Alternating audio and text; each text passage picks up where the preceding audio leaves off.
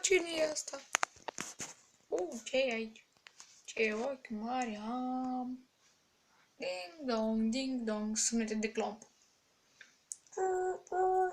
Ce e aici, mă, e foc? Sunt gras și mănânc sarmale la micul dejun.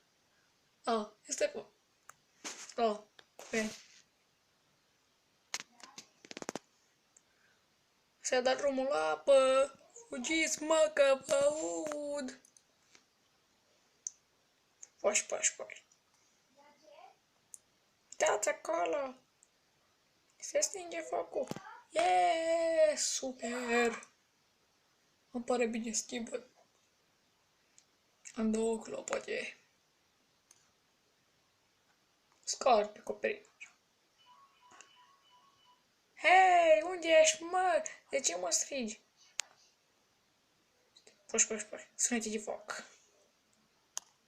Spargi. Puși. S-a stins focul.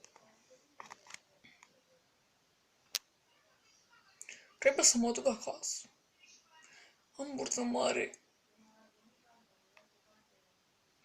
Trebuie să slăbesc și să fac zbord.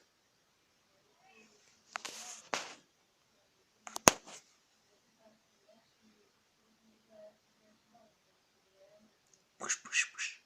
Nu mai pot să mă mișc. Bine, obezule. Ce poți să te miști?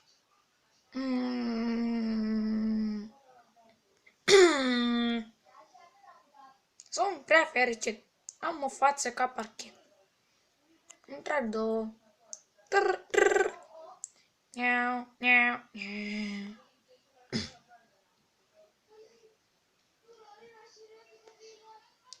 Sunt gras și mănânc sarmale. Am mai slăbit.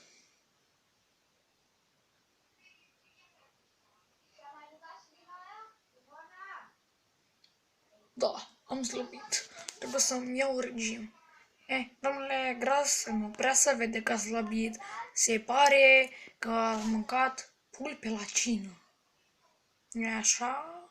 Da, poate ați mâncat pulpe la cină. Sarmale iarăși. Eu sunt o trompetă. Am o față mare și grasă. Ochii mei sunt negri. Țin mâna pe inimă și spun că-s gras. Gras atât ca mine nu mai există. Sunete de clopot. Sunete de clopot. Râd. Sunt trist. Sunete de clopot. Mă uit în jur și zâmbesc. What the fuck? Ce e aici? Bă, ce cauți aici, mă? Cine e ăla, mă? Pup, sunete de clopot. La revedere, fraierilor. Deschide. Haide, bă, hai! O pun jos, că este prea grea. Cred că are vaci în ea. Bă, eu știu ce zici.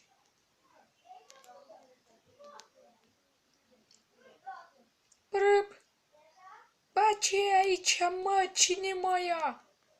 Eu nu te iau că sunt nervos și arăt cam verde. Nu e adevărat, nu sunt verde.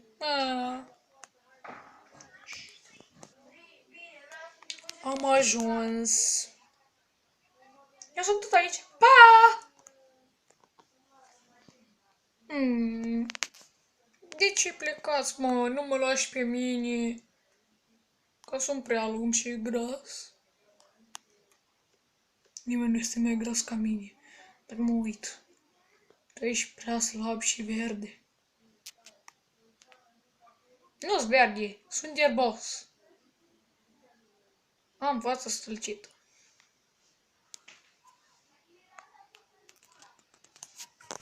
Atât cu episodul de azi.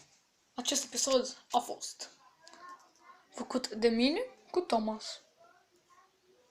Este cam prost. Bine, vă mai arăt puțin că acum este o fază foarte mișto. Bine, nu chiar foarte mișto. Da, ceva de genul. What the fuck? Ce e aici? What? Am căzut de pe acoperiș.